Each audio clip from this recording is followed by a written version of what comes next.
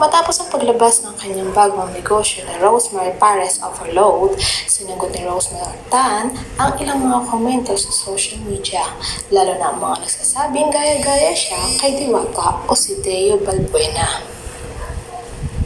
Sa isang post sa kanyang TikTok account, ipinakita ni Rosemary ang naging pag-uusap nila ni Diwata matapos sabihan niya ito na plano rin niyang magnegosyo ng Pares.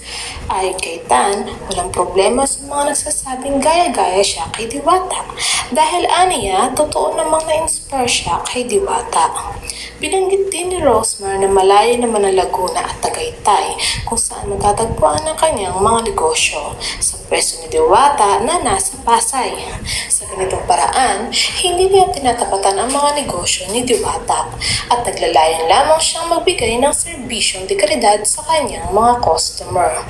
Nagpahayag din si Rosemary Tan ng paggalang at pagkilala sa tagumpay ni Diwata at sinabi na may sarili rin siyang pangarap at layunin sa negosyo, nakabatay sa kanyang sariling karanasan at inspirasyon.